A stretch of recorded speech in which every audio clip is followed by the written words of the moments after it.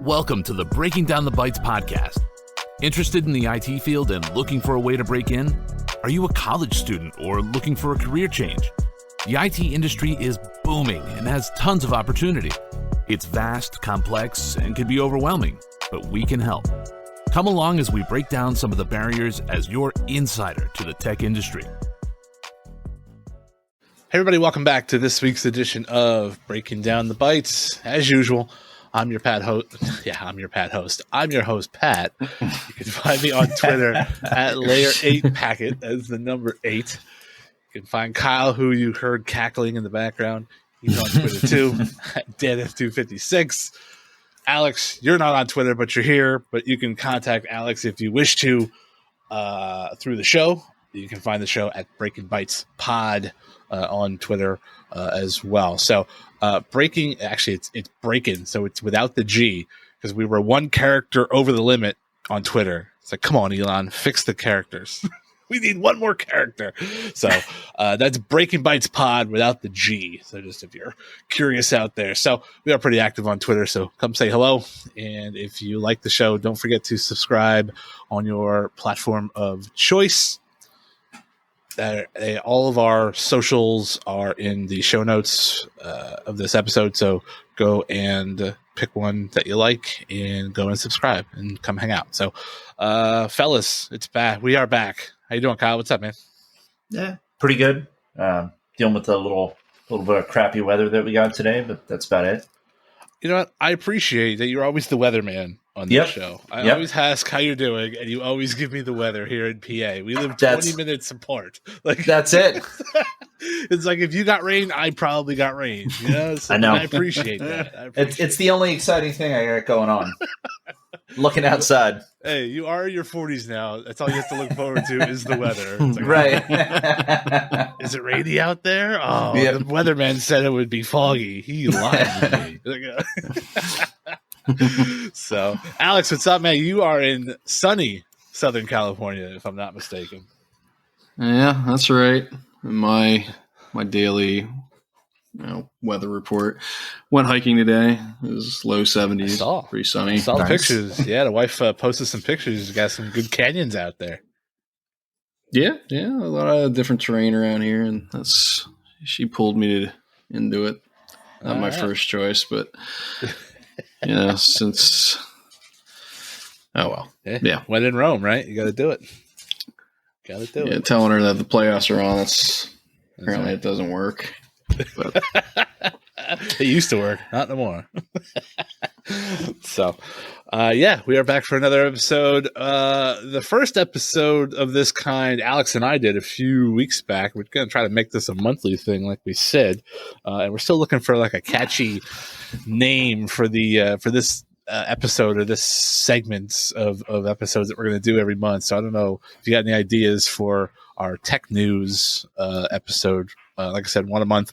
If you got any cool names for it or some sort of moniker, let us know, because we don't have any names for it. So we're going to just continue to roll with tech news until we find a cool name. So, Alex, you and I did one a couple weeks back, and it was on Twitter, and that was right around the time Elon bought Twitter, and the world was on fire because he bought Twitter and all that kind of stuff. We talked tech layoffs and things of that nature, and here we are back again this week, and it was the fresh round of tech layoffs. So we're going to touch on that a little. It seems to be a theme here, so touch on that a little bit again. A fresh pair of eyes on this stuff, but tech layoffs seem to be super hot again. So I don't know, Alex, you're out there in the semi tech, big tech space. You got any insider information for the fine folks?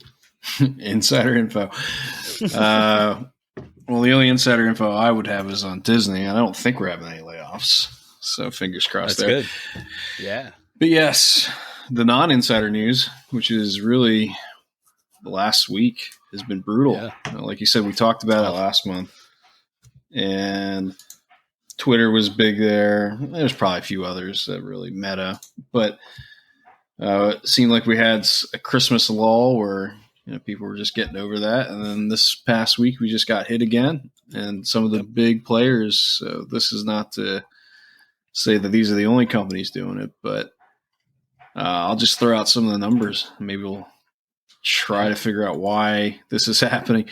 It's crazy. But Google, what do That we was got the big here? one. Google is, they're the ones making the most news, although they're probably not the one that's laid off the most. So if I have my numbers wrong, let me know because I lost my notes. But I think Google was 12,000 laid off. Then, Then we have Amazon, which is actually the biggest one. I think we're looking at 18,000 laid off from Amazon. Microsoft, 10,000. And Salesforce announcing 7,000 layoffs. And this is maybe it bled into the last 2 weeks, but really this was just this past week of these announcements or actual executions of the threat, which is probably a good way to put it. Yeah.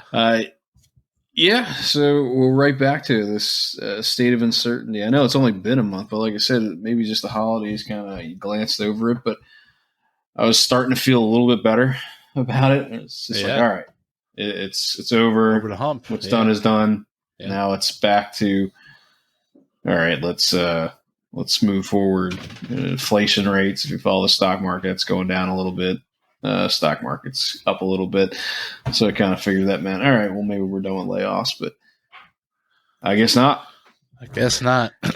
Yeah. So those are big numbers, and I'm sure that's quite a bit of the percentage of workforce. I know the 10,000. Speaking of the Microsoft, the 10,000 that they're going to lay off.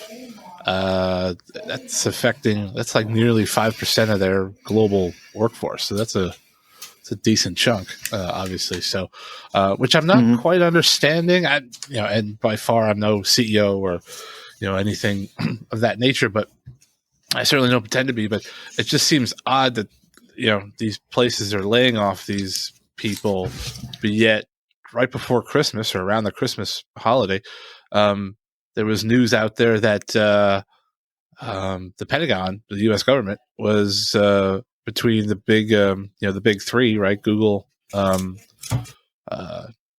should say AWS, Google, Microsoft, and Oracle. So 4 there.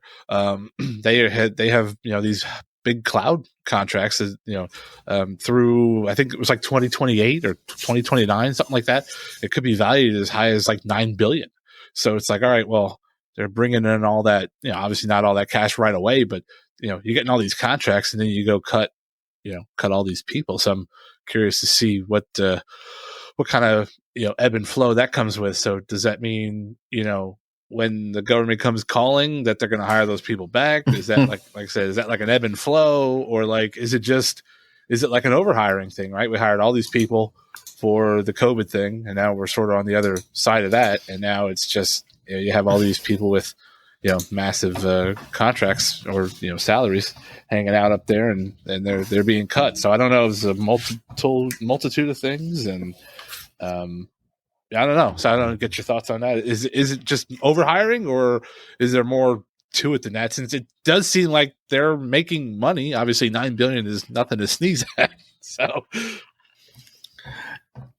yeah, it's something that I scratch my head about too, and because the thing that you mentioned about overhiring, that's the thing that I probably hear the most, or at least the reason that I hear the most. And it almost feels like if they're hiring people during COVID, because there's just this flood of people doing nothing but doing things online, doing tech stuff, because you just couldn't go outside. So, business was booming. I mean, were they thinking that we were going to live in a pandemic forever? And right? Like, well, what was the goal? I mean, if you're just trying to ramp up for an extended pandemic, I mean, 1 year contracts employees as opposed to full-time employees now that you're laying off and giving some pretty sizable bonus packages too. That's also something that I don't really understand too. I think Google and Meta had similar severance packages. Mm-hmm. And I almost feel how much they're paying on severance packages. It's like, are they, how long do you have to, has this have to go on for before you reap the benefits?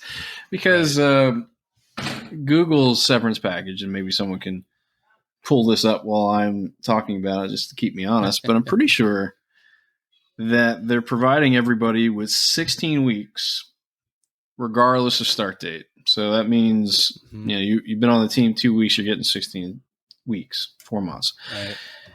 In addition to that, they're paying 6 months worth of insurance, which is sizable. Anyone who has a family on your insurance knows that or anyone who's tried to do Cobra as a stopgap between jobs. That's big. I mean, $2,000 a month isn't out of the realm of possibility for a family. So I mean, you're talking about another 5-figure benefit. Then in addition to that, they're offering 2 weeks severance for every year that you've worked. So if you let go of a Google employee that's been around 15 years, they're getting 30 weeks on top of the 16. Yeah. So 46 weeks, you're almost getting a year severance just here. Not to mention you're coming from one of the, premier biggest companies. Yeah, should make your job hunt a little easier. Yeah. Oh, and in addition to that, anyone who's not familiar with restricted stock units, this might be a foreign topic, but a lot of these big companies, if you aren't aware, they give out stock in their company. So just to make the math easier, so you get $100,000 in stock that might take 4 years to vest, where you get 25% after year one. You get another 25% after year two, so on and so on. And they are allowing people to, I think, another 3 months to vest their stock, or maybe even more than that. So the idea is, say you do have someone that's going to have stock, but it's not going to vest for another 2 months or something like that. They're giving you that time where, okay, even though you're not an employee, once those 2 months are up, you will still get your vested stock. It's kind of like if you had a bonus you knew that was coming to you in June, and they're laying you off in April, and you're like, oh, it's too much shy. No, Google's paying that out. So it's a long way of just saying I'm surprised by, they had to have known this was coming, at least I would think. And then they're doing this, which is going to, in some circumstances, in most circumstances, at least paying out 6 months. And in some circumstances, paying probably out a year's worth salary. And then I wouldn't be shocked if a year down the road they start hiring some of these people back. It just seems like I don't understand the financial benefits of this. I'm sure there's a CFO that thinks I'm an idiot, and honestly, I don't know what this is all about. Yeah. But it seems like it's a very costly mistake that they've made. And it almost feels like, did they have to go this route? Could you, just cut wages? I bet you a lot of these people, if you just say, hey, just take a severance or take a 10% cut. Yeah. Because a 10% cut, if you're getting rid of 10% of your force, if you manage to get some people to take 10% cuts, it could really help. Yeah. For sure. For sure. Yeah. Yeah.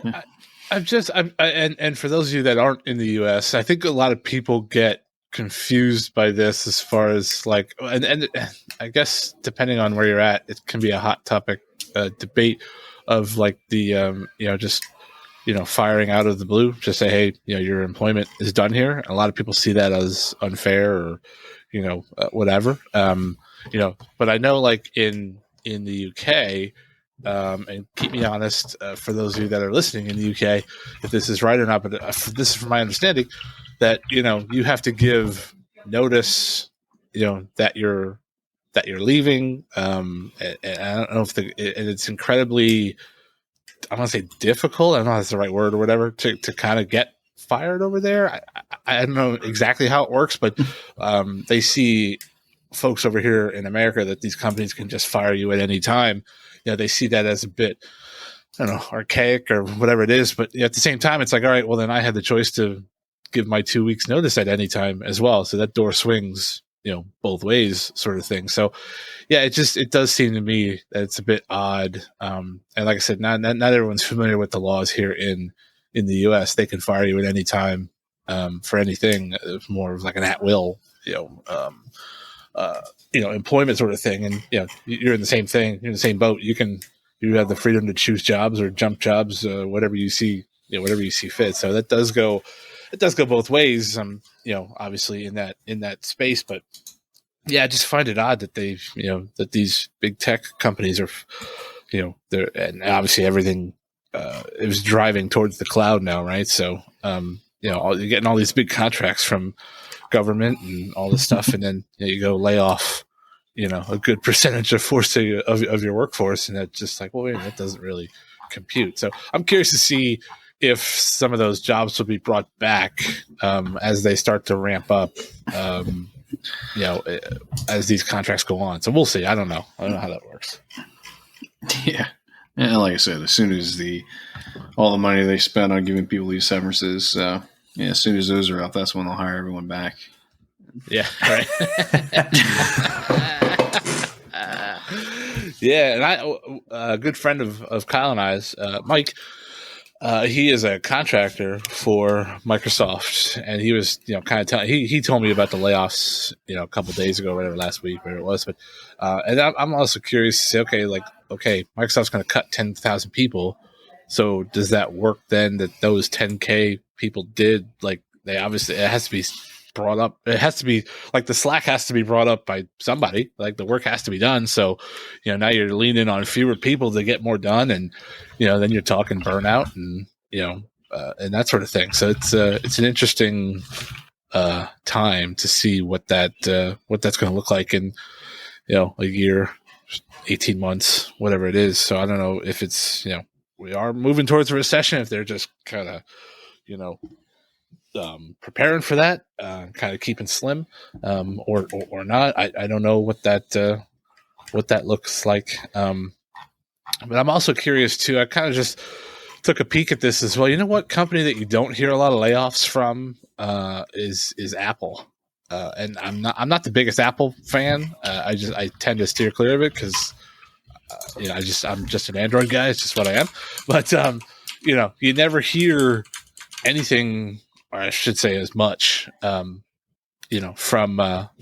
Apple. I don't know if they do it right, if they size right, if they they kind of wait and see, instead of front loading the whole boat of employees and then laying them off when people start collecting dust or whatever. But you don't really hear a whole lot about Apple. So I think that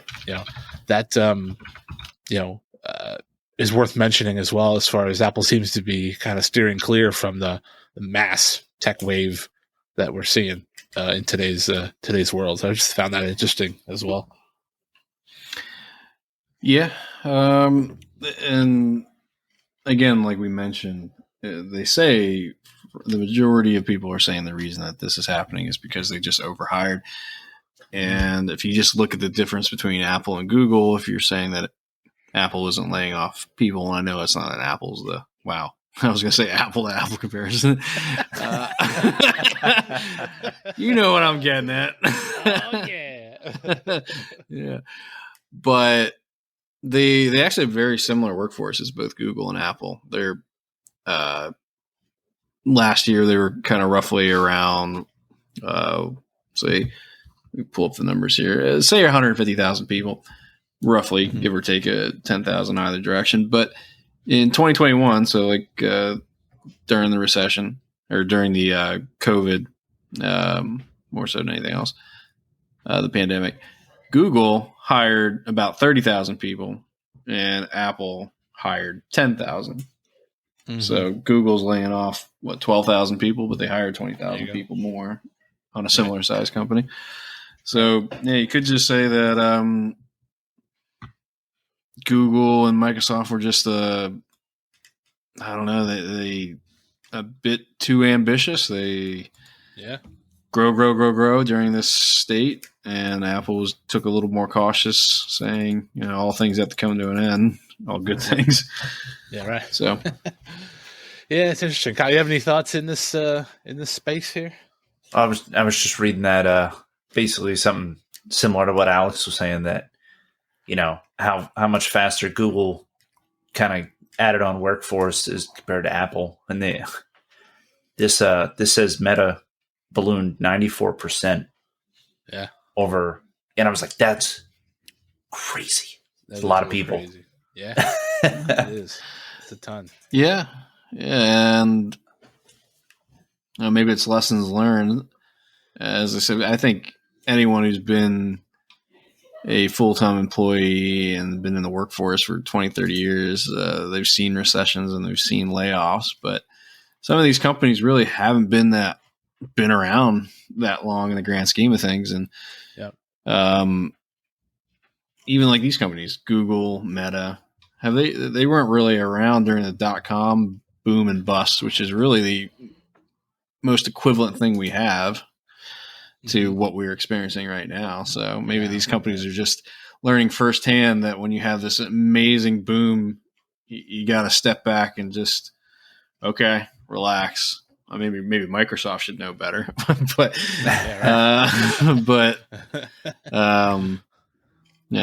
Apple was around back then during the .com boom and bust. So maybe they just learned from experience, and Google and Meta are just taking it on the chin because this is something new and different to them. Maybe they'll learn for next time that there's this extraordinary growth that's just not long-term sustainable.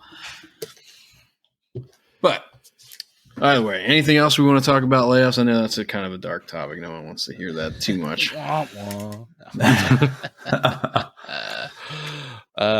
No, I think that covers it. Like I said, we talked about it a few weeks ago, and it just now has a fresh round of them. Just a couple, like 2 or 3 more that I seem to see here that are kind of in the same layoff space. Not as many, but they're not as big as obviously the big tech. But Coinbase was another one for the cryptocurrency trading platform. I think they're around like 950 is what they're laying off, something like that. Right. Yeah, but they only have about 5,000 employees. So right. Yeah, right. That's about 20% of their workforce. Yes, that's right. That's a big chunk. Yep. So Coinbase is kind of going through a rough one, and then Vox Media is another one laying off. I don't see a number here, but it says it's around 7% of their workforce. So, I'm curious to see what these big media conglomerates do during this sort of race towards recession. And this could be another topic for another day, but it seems to be that the legacy, quote unquote, legacy media is not doing so well in today's information age. When they can, and I know Vox is a big part of that, that legacy media. So I'm curious to see if that trend continues to, some of the bigger media platforms, the legacy stuff, kind of shed their weight. Because they're not as big as they once were, or had as much influence as they once did. As obviously the online stuff has kind of exploded, and content creation, things of that nature. So just those two to mention there as far as the layoff stuff. But just some interesting stuff, and who knows? Maybe next month. Well, let's hope we're not talking about tech layoffs again. You never know. If there's any gamers that listen, it looks like Unity eliminated 284 jobs. Yeah, they make video game engines, stuff like that. Oh, look at that! See, I was not aware of that. See, that's good knowledge right there. Good knowledge. By the way, Alex, my brother got a PS5 just before Christmas, so now he's very happy playing all that kind of stuff with that. So now I'm like, I can't let him outscore me. I got to get a PS5. So we'll see what happens. Yeah, it's unbelievable. It's still it's not straightforward to get one. Crazy. I feel like, come on, man, pull some strings, man. I know you know people. Let's go. I do know some people. I know a few guys that got them at PlayStation and aren't gamers. I wonder if they're just like, come on, sitting in a box. Yeah. Your kids have one, right? Or are they the 4? Well, if people don't know, I have 3 sons, so it's a house full of gamers. No, so I have three PS4s. They each have their own PlayStation 4. I have the PlayStation 5. That's my system. That's right. Can't let the gold go that easy, right? You gotta hold on to that, baby. That's right. Oh, that's awesome. All right, moving on. The other thing we wanted to talk about too, and I'm generally interested in this, and I don't know how else you love other this. people are. I know it's coming. I don't know. It's just I'm interested to see where this goes or whatnot. So, most of you have heard by now that Chat GPT AI is sort of taken the world by storm, and basically you can go and have it do whatever you want, and it's all AI driven and that sort of thing. Fun note, I actually said, hey, make me topics for an IT podcast, and it actually spit back most of the things that we've talked about here on this show. So I'm like, you know what? I'm better than AI at the moment. The human brain is still better than AI. So I think, Kyle, I sent you a couple of those too, and it's like, talked about that. That's pretty good. Talked about that. So, no, I'm just curious in the AI aspect of it, as far as what this means. And I know, I think I heard something. I don't know, was it Microsoft or somebody was sort of looking at Chat GPT. I want to say it was Microsoft, I think, or somebody was a partnership or something that they were kind of using it. And I think they were going to I heard this crazy kind of just spitballing it. They were going to implement Chat GPT into their Bing search engine and stuff. And I'm like, does somebody still use Bing? Like, what are we doing here?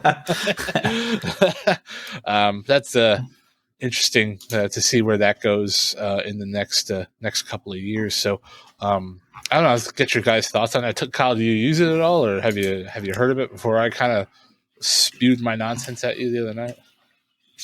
Yeah, my buddy kind of hit me up with it when he first found it. I don't know, a couple weeks ago or whatever, and we're just like, just ask me some questions. You ever program anything? Like, give me some things that you've done or programmed, and spitball some things at him. And I mean, it's not perfect, but it's definitely in the ballpark. It's kind of scary. Pretty close. That's interesting to see. So what are the most interesting ways do you think tech like this will be used in the next year or two? Or what's the scariest thing? Some Skynet shit or something. Well, yeah, I mean, start talking weird languages that nobody understands. It's like, oh, let's unplug this real quick. Since it supports some programming languages and stuff like that, that's kind of wild, because you could just kind of get right into it. I mean, it might be one of those fake until you make it kind of things. You're just like, oh yeah, I could do that. Just throw it into Chat GPT and like, here you go. It's my work. Yeah. Or I guess school papers, academics and stuff like that. I was just going to say that. Yeah. Yep. I've been say that. Been hearing murmurs about that. Like, well, how do you know if it's a student's work or, Chat GPT now? You're like, how are you supposed to figure it out? Yeah. And just original works. That's interesting to think of, because it uses examples. The more examples it has of what type of thing you want it to write out, it'll create it. So I'm just thinking of like a really well published author like Stephen King that has hundreds of books. If you feed that every example of everything he's ever written, and then just say write a book and give it a few topics, could it do it? I mean, could it get to the point where it could just start pumping out books? And could it take the script from Friends? It's got like 100 episodes and write an episode of Friends. That's probably well down the road. One thing I saw that was an interesting and probably a pretty straightforward implementation of it was using it on non-playable characters in video games just to make it seem like they're having realistic conversations. Oh, wow. So it doesn't impact the game, but you want it to feel more realistic, more random. You can have environments where people are having conversations based on just giving NPCs topics to talk about. Interesting. And I was just thinking about how that could be a dynamic universe too, to say the metaverse, and how that could be so subliminal in advertising too. Like, you imagine you're just like, all right, I want to start pushing football because Super Bowl's coming up here, and you can just have NPCs in like some large game that you're playing start randomly talking about it. Yeah, because the GPT engine, I think everyone focuses on languages, but I think it also has a like pictures. It has some type of image generators as well. So I think you could do that too with dynamic billboards based on just examples of other type of billboards and advertisements you've done before, and then again you kind of just nudge it in the direction you want it to go and just have it go, and maybe just surprised by what it can do. That's interesting. So it's like you said, it's scary. It is definitely making a lot more news lately, and it's really one of the first things that I've seen in a while that have made me like really go, wow, we really are. Yeah. In the future, we're starting to hit on some of the things that sci-fi movies mentioned in the 80s. Yeah, we're zooming towards the Star Trek world. Yeah. Yeah, I'm interested to see what happens there. And apparently, there's talks about. Well, for those of you that don't know, ChatGPT is owned by OpenAI, and they're discussing charging for it in the next near future. So I don't know what it's monetized for, what that looks like to get a subscription or whatever. But it may be charging here the next couple of weeks to get that poem that you want written for school. You never know. We'll see what happens. But that's very interesting to see how that works. Maybe you could write me a Python script and make my job easier so I don't have to. So there you go. Yeah, here come the layoffs if that starts happening. Yeah, exactly. No, that's a good segue. Like, how does that affect the tech world going forward with this AI? Because I would imagine that most of your chatbots obviously are all AI. There's not a human there, right? Those you pop on the website and say, "Hey, how can we help you?" Right? That's all AI driven, at least to a certain extent. So does it go beyond that? Does it how do they implement that from the back end side of it? Is it taking people's jobs at some point, or I'm curious to see what that looks like. Oh, for sure. I mean, it's in its infancy, and I could see it maybe doing that to some degree. If this reaches even the potential that some people are talking about in the next 5 years, I think it's going to be just the stuff that we thought would be impossible to have done by machines, because the creative side of things, because everyone is thinking, well, there's always the human side of writing a novel or making a movie or painting something, because if it's not a human doing it, then it's really just, it's a machine that's picked something else and maybe spliced it together with a few other things. But the idea that these things can make what seems like original artwork, at least to human eye, it's just it's just a whole wave of now creative jobs that could be replaced. Yeah, crazy. I'm gonna see if it can write a program for me to communicate with aliens. Let's start there. Pat, you love your aliens. I do. I can't. You're always. I can't. I'm like you with aliens, like you are with the weather. Oh, I love the weather. Yeah. Can't wait. Yeah. I can't wait. I don't even like the weather. It's just every time you ask me, it's the only thing I can think of. Oh, you're such an old man. I can't. Don't touch the thermostat. Actually, are we running late for you? You got to go to bed there, Charlie? No, I had an insure a little bit ago. Be all right. You got your warm socks on so your feet aren't cold.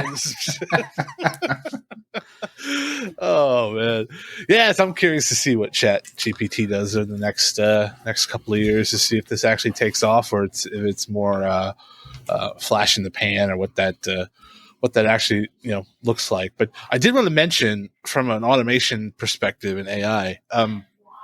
There is a McDonald's, I believe it's in Texas, that is fully automated, like a fully automated restaurant. Like there's no human at all inside. Like everything from ordering to literally paying to literally like robotic arms handing you your food. Like it is fully automated from that perspective. So I think that's kind of neat from that perspective.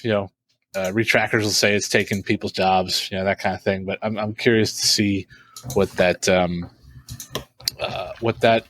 if companies start to kind of roll in that direction as far as going fully automated. I think that's a double-edged sword, but it has some good, but it definitely has some bad as well. So I'm curious to see where that goes in the future as well. But I believe it's in Texas.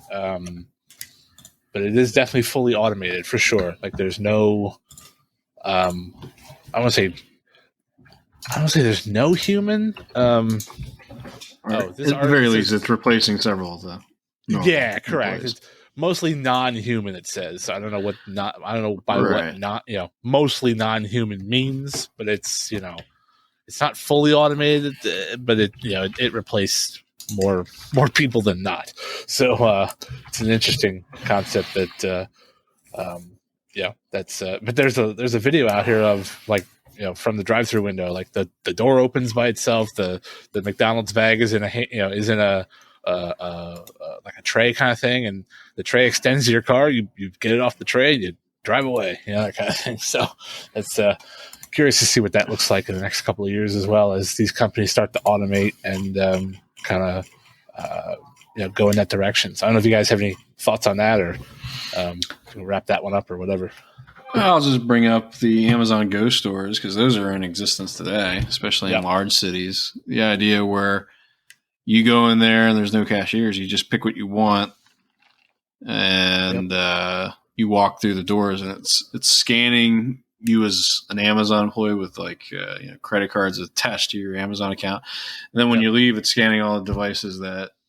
And I don't mean you actually put this through a scanner like you do at a grocery store. You just walk through it, and it's picking out which devices you just ordered. Right.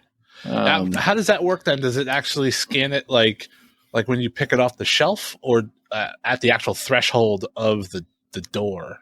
I'm curious how that works. Yeah, I probably should. There's several near where I live, and I don't. I've never actually used one. Well, get there. I think it's next week's episode.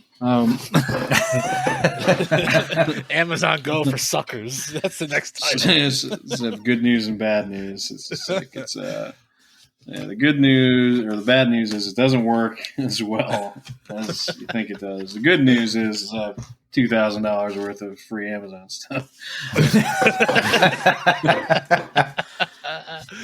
Oh, that's funny. Yeah, and I realized that I didn't actually go to an Amazon Go store. Yeah, I'm interested to see how that happens. Like if you take it off the shelf, does it actually like ping you like there and charge you, or does it actually charge you at the actual door? To see what happens. So if anybody's used Amazon Go before, let us know. Hit us up, and because I'm kind of dying to know. That's interesting to me. So we'll see.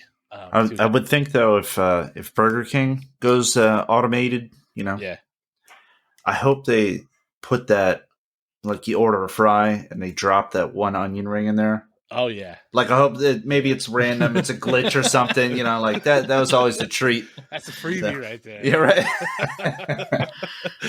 As an 8-year-old, you're like, I really want onion rings, but I can't get away from the fries. And you're like, ooh, look, an onion ring. Yes. Yep. Best of both worlds. That's what's Yep. No, that's cool. So I'm generally interested to see how that works as far as an Amazon Go. I don't think we have one around here. At least not that I've heard of. I don't think so. I mean, if we do, I'd like to go check it out. We could do like a field trip or something. That's right. A live podcast from aisle 4 of the Amazon store. Look, I'm in the spaghetti sauce and noodle section. Oh, Alex, I'm sending you a steak right now. No, that's cool. generally interested to see how that works. So, anything else on that, Kyle? No, I think that's about it. Cool. It's pretty awesome. Yeah, that does seem pretty cool. So I'm curious to see. In some ways, I find it interesting that like back in the early '90s, we're like, oh, you know what? We get to 2023, we're gonna have flying cars. And now we're not even close. We're just like, oh, here's whatever. And then in some instances, you're like, wow, you're literally living better than like 99% of humans in all of history. You're living better than them right now at this time. You're like, that's kind of cool. It's like, you take the good with the bad, right? Just is what it is. I'm interested to see what happens in the next couple of years with all of this AI stuff. And then you got Elon doing the Tesla thing, and as electric cars get a little, I should say, a lot more popular, flying off the shelves due to various factors. It's curious to see what happens there. But I heard Elon's coming out with or I should say Tesla's coming out with a electric truck. Is that right? I don't know if that. Well, they have been for a while. It looks like a tank. Is it out there now? Okay. Mm. Look at that. Oh, the Cybertruck. That's what it is. Yeah. Think of the name. The Cybertruck. That sounds cool. That sounds up my alley. Oh, it does look like a tank. Holy hell. That is wild. Oh, the exoskeleton. Holy hell. That's cool. Anyway, that's another show. That's another topic for another day. We'll see here. Just like tidbits, kind of, I don't want to say smaller stories, but just a couple things that I found off the waiver wire. For those of you that like Netflix, Reed Hastings, which is the CEO of Netflix, he is stepping down, from my understanding. It seems to me that Netflix has not been doing so well the last couple of years. I think a couple different things, some of their content, and of course they blame it on the password sharing, and all those more eyes for not as much money sort of thing. So, but I would think every streaming platform has that problem. But that's a interesting way of putting it. I guess he's been there more than like 2 decades at the company. Oh, yeah. He was one of the original guys. Yeah. Well, he was he was one of the 2 founders. Yeah. Right. So he's really been there through a lot of their success. So you got to tip your hat to him, and see who fills the shoes there. I guess, I don't know. Did they mention who's filling the shoes at all? I don't know if they did or not. So we may have to wait for that. So see what happens. I'm not sure. I mean, Ted Sarandos, he's the other guy that I think started it, and I think he's still on. So I think they're like, are they like co-CEO or something like that? Is that a thing? Tag teaming it? Yeah. I don't know. It says here they're promoting COO Greg Peters to the tandem role with Ted. No, so it was a tandem role. Yeah, I thought so. There you go. Yeah. Actually, I have a cousin named Ted Peters, but it's not that Ted Peters. Ted Peters. Greg Peters. I have a cousin named Greg Peters, but he's not that Greg Peters. So I wish he was. They were actually doing really well since their last earnings. Was it? Okay. And because they just had earnings this past week, and they really surpassed subscriber numbers and expectations. I think they added something like 7 million and some change. Cool. Industries were expecting 4 million. Now launching the ad tier. So seems things are doing pretty well with Netflix as of late, but even so, there's actually a rumor that maybe he could end up being Disney's next CEO. That was just a little tiny rumor that probably doesn't have any basis. But the idea that Disney's all in with all Disney streaming media. Yeah. Obviously, this is the king of streaming. This guy, and our current CEO is pretty much like an interim CEO, 2-year contract. Yeah. Right. Is his big goal in the next 2 years is finding a long-term replacement. Yeah. So anyway, that's been mentioned. Your CEO that came back is that Bob Iger? Mm-hmm. Okay. It was a previous CEO, retired. Right. Okay. Disney's had some rough year or two under the interim CEO. And when it comes down to money and stock price, someone has to pay. I guess he now was Bob's the one back. Let go. And our previous one was Bob too. So another Bob is back. Gotcha. Yep.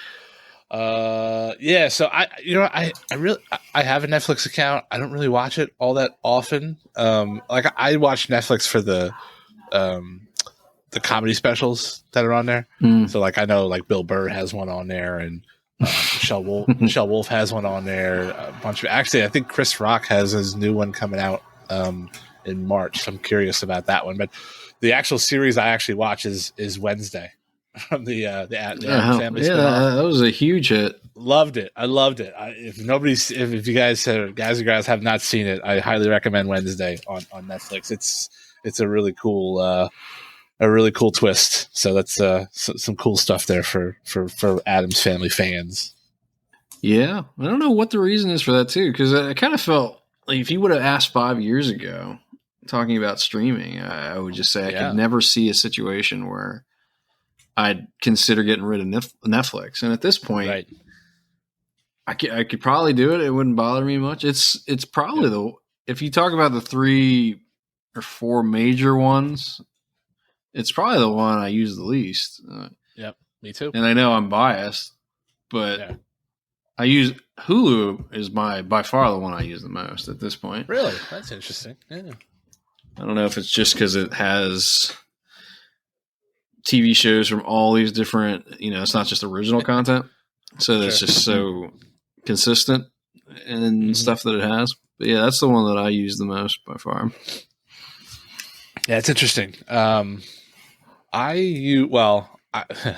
TV is constantly on Disney Plus because the kids. That's why I watch Disney Plus. So when I get TV time, it's like 9:00 at night when everyone goes to bed, and I have like a half hour until my eyes like completely like shut down on me, and I fall asleep. But I probably have too many, to be honest with you. I probably have one too many, maybe even two too many that I pay for that I probably it's like you probably could do without. But I don't find myself tuning to Netflix all that often, just because there's just not a whole lot there. I'm more of like a like a docu-series or like a History Channel, Discovery, those types of shows. I'm all in on those. But the one series I did like, besides Wednesday, on Netflix was The Queen's Gambit. I really liked that one too. That was good, really good. And just because I'm a nerd and it's chess related, so it's like that's kind of cool. Like I can play chess, I'm not good at it at all, but I understand the game and can play. But that just it works my brain a little too hard. But I did like the Queen's Gambit was a really well done series. I wish they would come back with another series on that, or at least another season, because that was awesome. But those two for sure, Wednesday and the Queen's Gambit for Netflix for me. Right. Yeah, and then shows like that kind of go to show you the power that these streaming giants have. Yep. Because I remember reading when the Queen's Gambit came out, like how astronomically the sales of chessboards went up. Oh, really? Across like Amazon's platform. I believe it. That makes sense. It was so much. And the same with like Kate Bush's song when it was in Stranger Things. Yeah. She rocketed to like the top of the charts because it was played. It was commonly played in the last season of Stranger Things. And it's amazing that like stuff like that can hit for sure. Yeah, for sure. I'm also curious. So, fun fact: our main office in Malvern, Pennsylvania, in our CISO's office, there is a chessboard, and he welcomes anybody to come play him in chess at any time. So I've walked past it a bunch of times. And I'm just like, man, should I go in there? But then like I like poke my head in, and he's not there. I'm like, oh, all right, good. I'm off the hook again.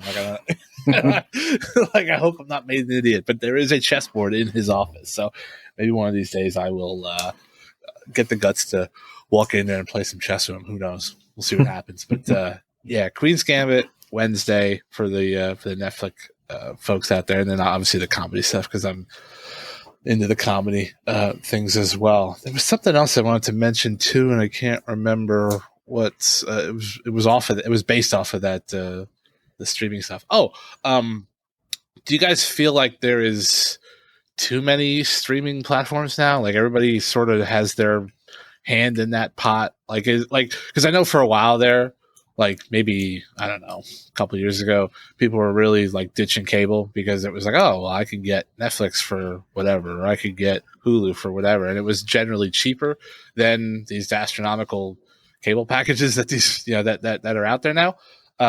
But now, do you guys think that the streaming market is semi flooded with that you're now almost paying as much as you would from a cable bill perspective? And you got to think about internet too is packaged in there as well. You got to count both, right? Because you need one there's to too get many. the other. Is there too many out there, and are you really saving anything at this point because everyone has one?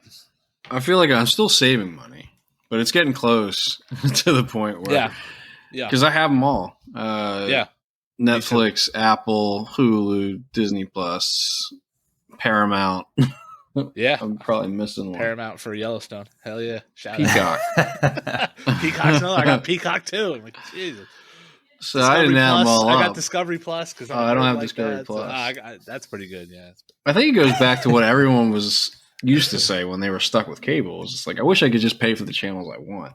Right. Well, now I kind of wish that they would just stick to the giants. Like at this point, come on, guys. Disney, Netflix, Amazon, and Apple. I'll leave them. They won. Yeah. Okay. Right. Just those now. Now, and Prime does this a lot, where I know rather they give you the option to then subscribe to individual channels within the Amazon app. Yep. So my wife's a sucker for British telecom. Just any British shows, she loves them all. So we subscribe to BBC through Amazon, which is $3 a month. Nice. So if I get to the point where I wish they would go to that model, because I think I could get if I get those four giants, you're probably paying like probably $50 for the four of them, and then you just toss in a few other channels. I think I can finally get every channel I ever want for less than $75, which was still less than what I was paying for cable, and then I'd be okay with it. Yeah.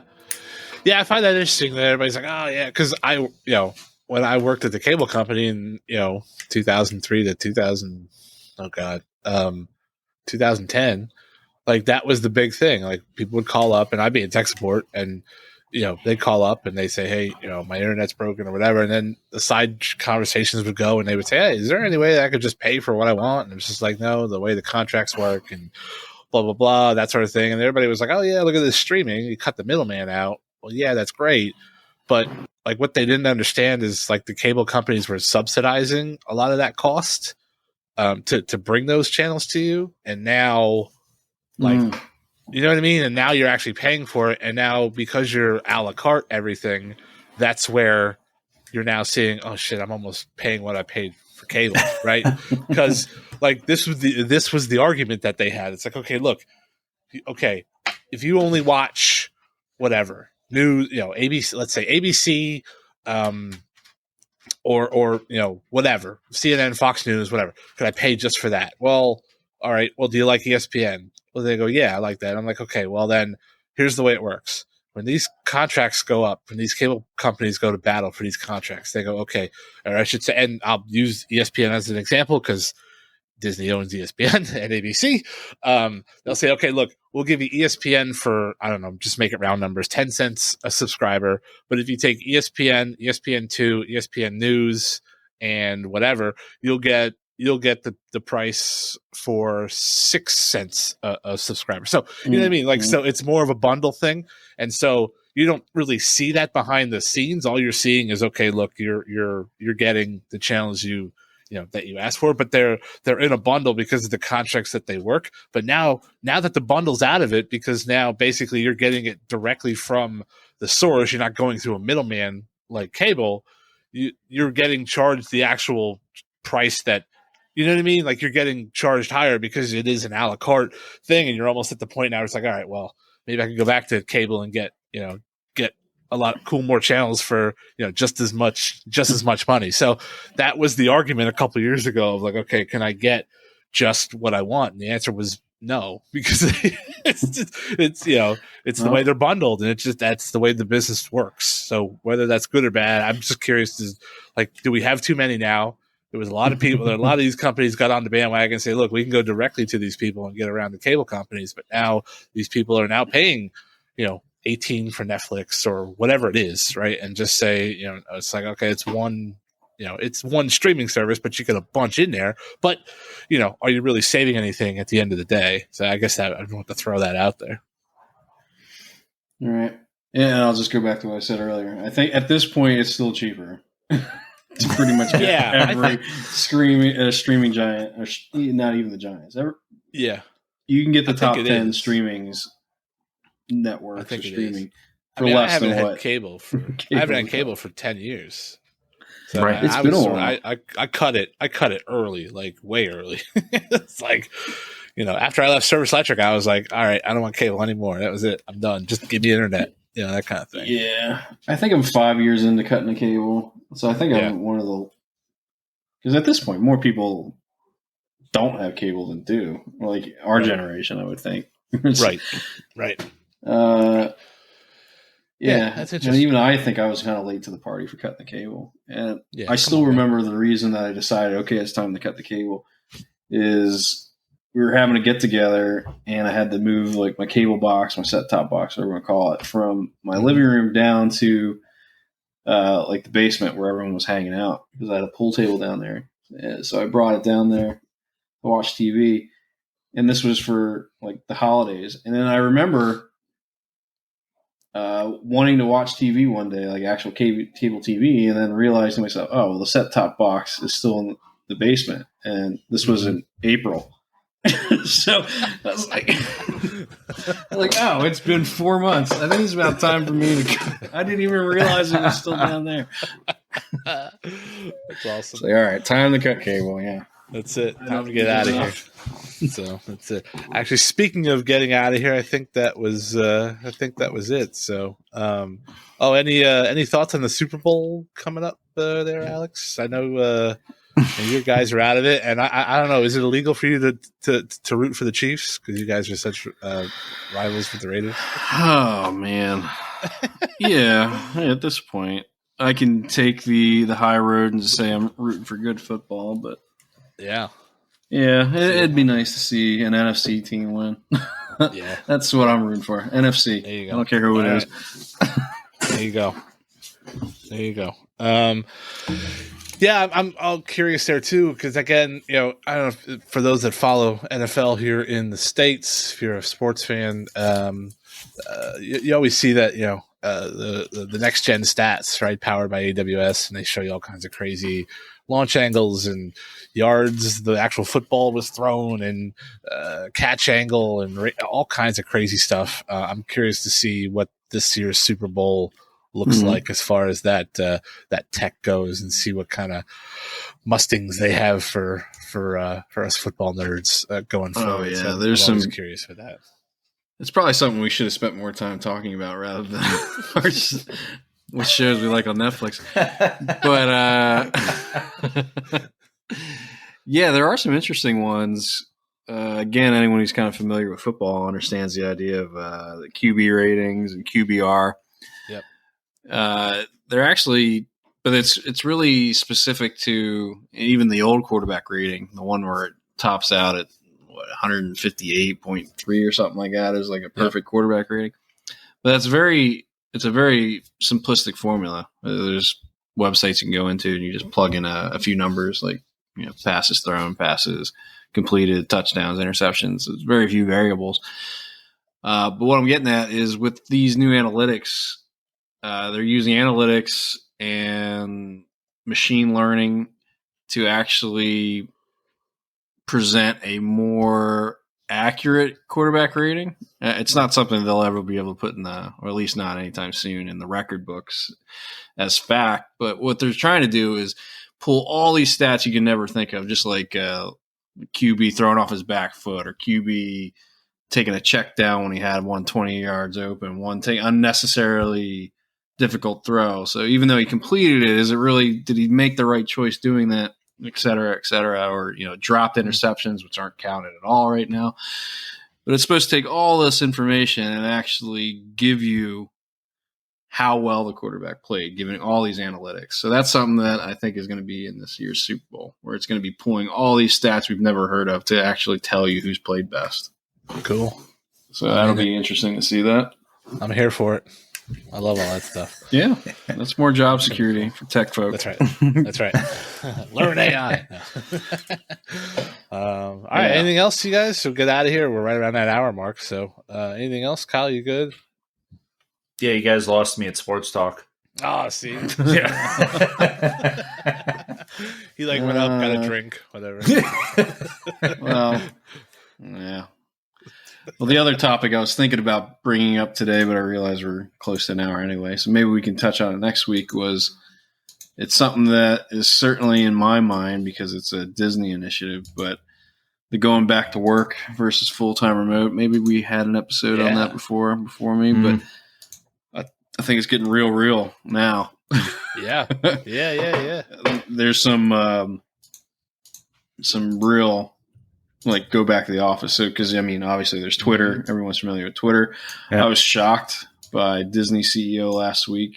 His note to employees, the email that we all got telling us to come in 4 days a week. That was front page Yahoo News within an hour. He's demanding people go into the office 4 days a week.